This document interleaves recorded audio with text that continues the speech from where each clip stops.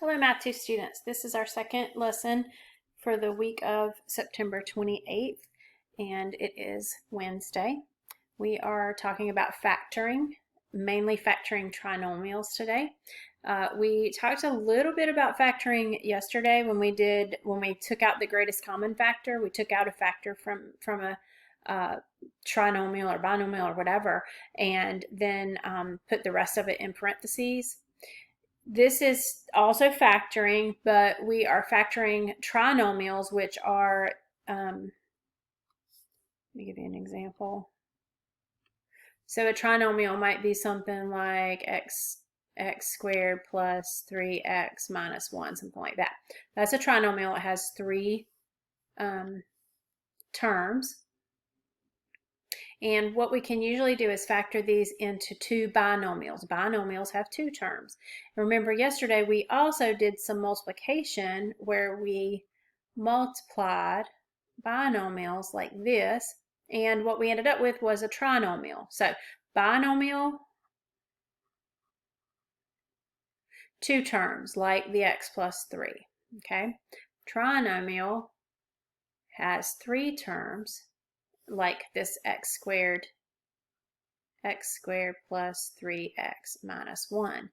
So what we're trying to do is we're trying to take these trinomials and factor them. What that means is it's breaking it down into things that, like, if I were to say what are the factors of 10, okay, or what are the factor pairs of 10, you might say 1 times 10 or 2 times 5. So the factors of 10 would be 1, 2, 5, and 10. Okay, so factors are numbers that go into another number or divide into another number. Or what can I divide this by? When we factor polynomials, we end up with other polynomials. They're just kind of smaller, I guess you could say. So we're going to go into this in more depth later on. I want to introduce you to factoring trinomials. And again, I think this is something that you also do in Math 1, but I want to make sure that we cover this because in Math 3, you are going to need to know how to do this. You're going to need to know how to do this fairly quickly. So anyway, so it says make sure you have a pencil and eraser handy. Well, you don't need that on here because you're doing a PDF, but these do take a lot of practice, but you will get it. Okay, so if we're talking about, and what this says second degree, and what that means is that there's an exponent of 2. So second degree trinomials mean that one of the terms is to the second power or squared, okay? And what it means by coefficient of 1 right here is that, let me get my highlighter. Coefficient of 1 means that there's nothing before that x. So that's a 1 right there. So I could have a 2 or a 3 or any number before that x right there, but on this first set of examples, we're going to be looking at trinomials where you just have a coefficient of 1. In other words, there's nothing in front of that x right there. So let's do an example. So let's say we have an example like, I'm going to try, I think I might try to do 2 examples. I'm going to do one here and then one here. So let's say we have an example like x squared plus 7x plus 12. And what we want to do is we want to break this into 2 binomials. So 2 of these right here. Okay. And so we're going to talk about doing that. Okay, so I put a line down the middle because I want to do 2 examples. I'm going to do one here and one on the right. Okay, so x squared plus 7x plus 12. What I need to do is I need to locate, when it says number term, that's talking about my constant. So number term is this right here, the 12. Okay, so that's the constant. Constant. In other words, it doesn't have any variables with it. So locate that number and factor it in as many ways as you can. Well, that's how we're going to start out doing this, but we're going to end up doing this a little bit faster later. So the 12, what does 12 equal? 12 could be 1 times 12. It could be 2 times 6.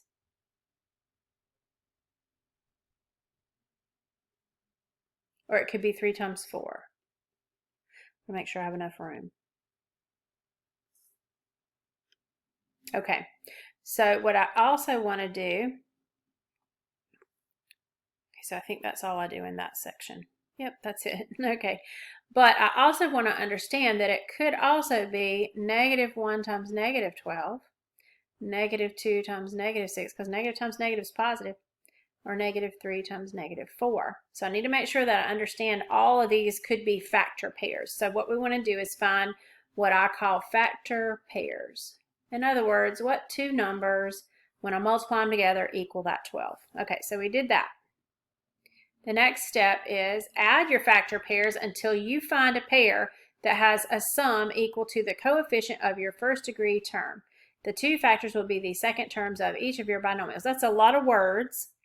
What we want to do is, when they say first degree term, that means the middle term. Okay, so let me put this in a little bit easier language to understand. I'm going to rewrite this.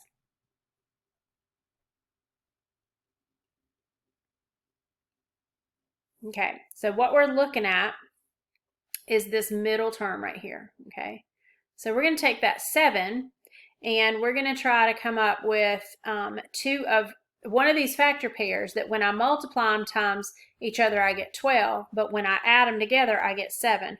All right, so let's take those same factor pairs and let's add them together. 1 plus 12, that's 13. I'm trying to get 7. 2 plus 6 is 8. 3 plus 4 is 7. Okay, so I've already found one, so I don't really need to do these over here, but -1 plus -12 is -13. -2 plus -6 is, that should be an equals, is -8, and -3 plus -4 equals -7. Okay, but the one I found that matches the 7, that adds up to be 7, is this one right here, the 3 and the 4. Okay, so because I have 3 times 4 is 12, and 3 plus 4 is 7, that's what I'm looking for. So I'm looking for a pair of numbers that when I multiply them, I get 12, and when I add them, I get 7. Okay, so 3 and 4 are my numbers, all right? My factored answer, okay, is going to be two binomials. X is the first term in each binomial. It's also going to be plus 3 and plus 4 because both of these were positive numbers. This number and this number were both positive, so it's going to be x plus 3, x plus 4. And then what it tells us to do is use the FOIL method or the box method to multiply them back together. So if we were to use the box method and multiply these back together, we would get x squared plus 7x plus 12. And that's the number, or that's the polynomial that we started out with. So that's the steps in factoring if you don't have anything before that x. It's different if you have something before the x, but for our purposes right now, we don't have anything before the x, so this is how we're going to do it. Okay, so we can certainly go a lot faster than this, okay? Let me give you another example. All right, here's another example. So I need to look at my constant term, and I need to make sure that I include that negative because it needs to end up being a -3. So what numbers can I multiply times each other to get a -3? Well, 1 times 3 won't work because +1 times +3 is +3. So I would need a -1 times +3 or a 1 times a -3. So either one of these factor pairs would work to get -3. Now, do I need to go down here and write all this stuff like I did in purple? No, not really. I just need to look for which one of these, when I add them together, gives me a +2. So -1 plus 3 or 1 plus -3. Which one of those gives me a +2? Well, it would be this one, -1 plus 3. Because this one right here would give me a -2. This would give me +2, and this would be -2. Okay, so then I can go ahead and write my binomials. X is the first term in each one. And I have a -1, so that's -1, and I have a +3. So this one didn't work, so we're going with this number here, right here, and this number goes here. Okay, so that's my binomial, and if I want to check it and see if I did it right, if I use box method or FOIL, I would say, okay, that's x squared, and then my two middle terms in the box method, they combine. So that would be a minus 2x. I'm sorry, plus 2x minus 3. So that is my original trinomial. So that checked out. This is the answer. This is just my check step. Okay.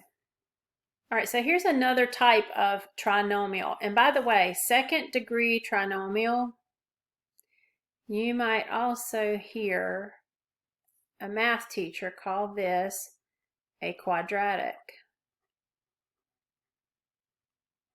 So if you hear the word quadratic, they're talking about this type of trinomial with the x squared and then the middle term x and then that constant right there. That's a quadratic. And you remember, actually no, sorry, I'm thinking about math 3. But yeah, anything with an x squared term is a quadratic. So this is a quadratic trinomial. All right, so if we have a second degree trinomial or a quadratic where your coefficient of your first term, in other words, the thing that's before the x, like what we were talking about up here, if that's not a 1, then there's another thing that you have to do to factor it. It doesn't factor the same way as the one that we did up above here. So let me show you an example. And I can only show you one example, but I can do another one on another page.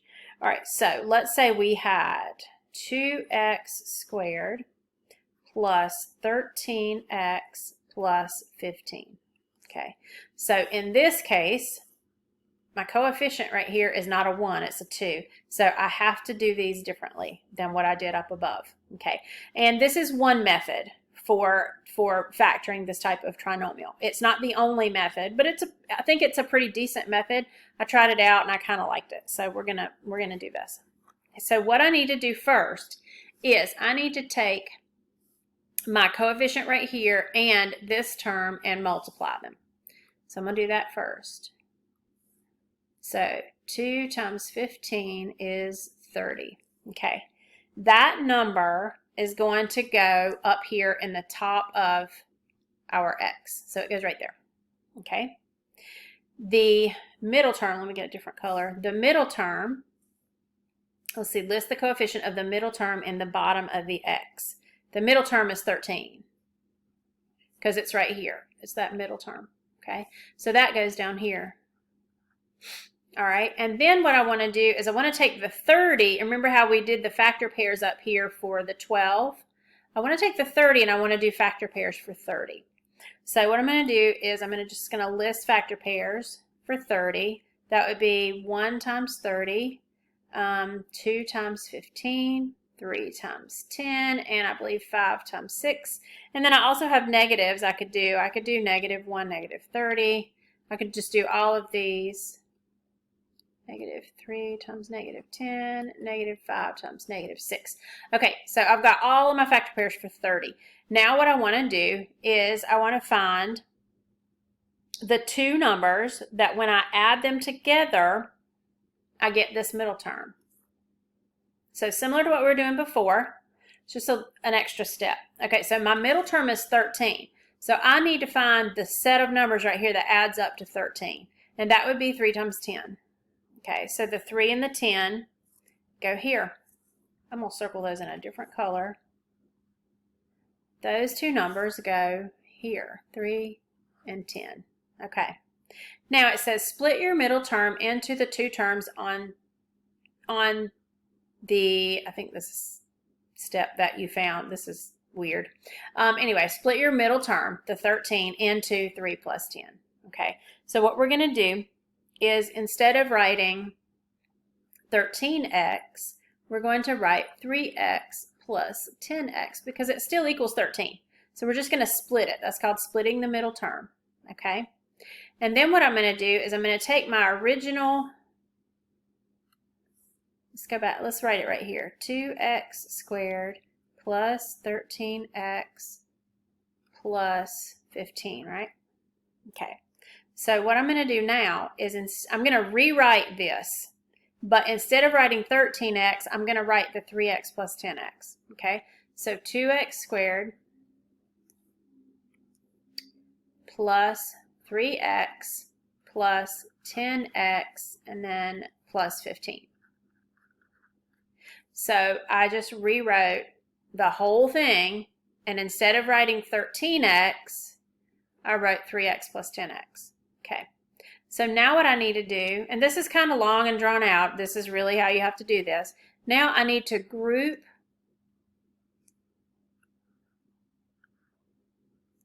my 4 terms into pairs. Oops, sorry.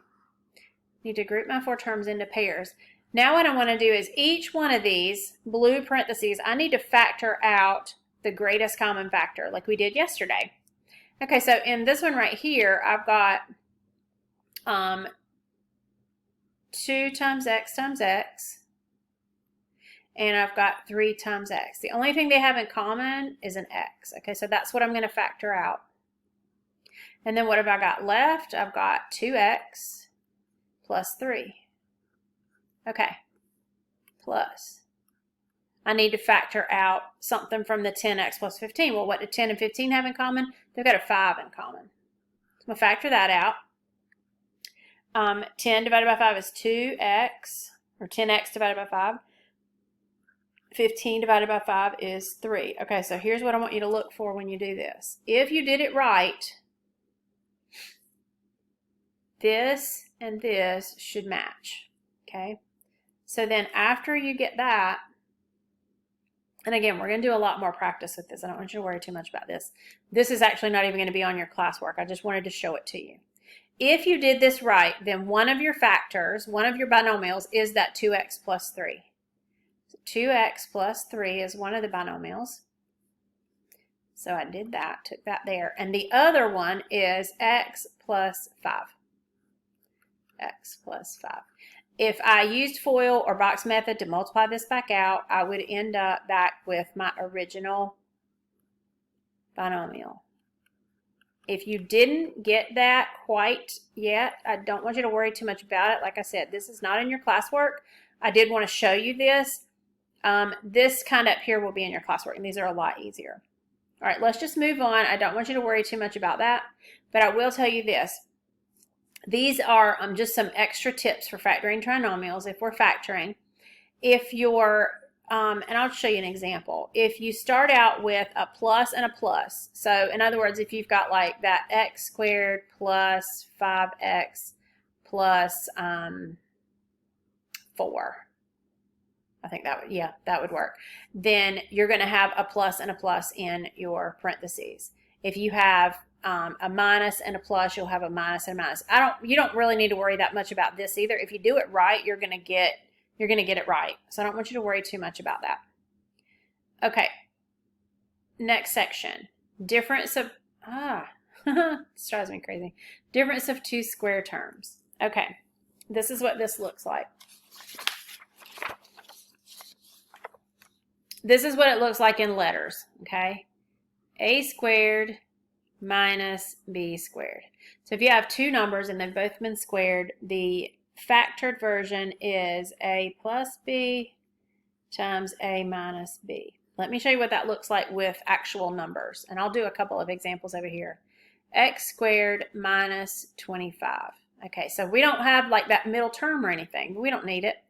X squared minus 25 is a difference of 2 squares. X is squared and 25 is 5 squared. Okay, so what we need to do is just figure out what is the square root of this number is 5. The answer, or the factored version, is that. So I take the square root of this and I put it there and there. I take the square root of x squared, which is just x, put it there and there, and I put a plus here, plus, and a minus. Okay, let me show you another example. Let's say we have a squared minus 16. Okay, so I put an a in each parentheses, a. I put a plus and a minus, and then I find the square root of 16. The square root of 16 is 4, so that goes there. Let's do one more. Let's say I had 4a squared minus 36. Okay. The square root of 4a squared is going to be 2a. because 2a times itself gives me 4a, so that goes there. I have a plus there and a minus there. Square root of 36 is 6. And we'll practice these some more on the classwork. All right, last two sections. Okay. What if you have to find the product of a monomial and two binomials? Okay, so for example, this is a monomial. This is 2. 2 times x plus 3 times x minus 2. Okay? So the first thing I would do is I would distribute this 2 into the parentheses and get 2x plus 6, that still stays in parentheses, times x minus 2, and then I would use box method. Okay? These I will just get you to mark that out, because to me it's easier to do it this way than to do box method first. So I would use box method on this. Let me show you what I'm talking about. So 2x plus 6 and x minus 2. Okay, so 2x times x is 2x squared. 6x, that's going to be negative 2 times 2x, negative 4x. And then negative 2 times 6 is negative 12. Okay, what are my like terms? And that's what they're talking about right there, combined like terms. This and this are like terms. And then let's just get our answer. Okay, so 2x squared, negative 4x and positive 6x is plus 2x minus 12. So really, I'm not even sure why they put that in there, but it's just an example of when you have to multiply not just the two binomials, but you've got a constant or something out here as well that has to be multiplied. So I just go left to right. Solving quadratic equations with factoring. Okay, so this is the same as we did in that first section, but it's an equation. So what you might see is something like this. X squared minus 7x plus 10 equals 0. And this is something that we'll look at more when we start looking at our parabola. But just so you know, you just factor this side right here, and you keep that equals 0. Okay, so when we factor this side, what we're looking for is something that we multiply to get 10 and add to get negative 7. Okay, so let's talk about the factor pairs of 10. 1 times 10, 2 times 5. Negative 1 times negative 10, negative 2 times negative 5. Okay. The only one that when I add them together, so I need something that when I add them, I get negative 7. The only one that works is this one. Okay, so when I factor that then, I'm going to get x minus 2, because it was a negative 2, and x minus 5. And all of that still equals 0. So I want to factor it first. And then I'm going to set each binomial equal to 0. So each one of these is equal to 0. So the x minus 2 equals 0. And the x minus 5 equals 0. And then just solve. Solve for x. So x equals 2 and x equals 5. And again, we'll talk about this more later when we get to our quadratic functions and we look at our graphs. So that's all the notes for this, and there will be some practice in the classwork. You know that you can come to the live lesson and ask me any questions, but there will be a video for the classwork as well.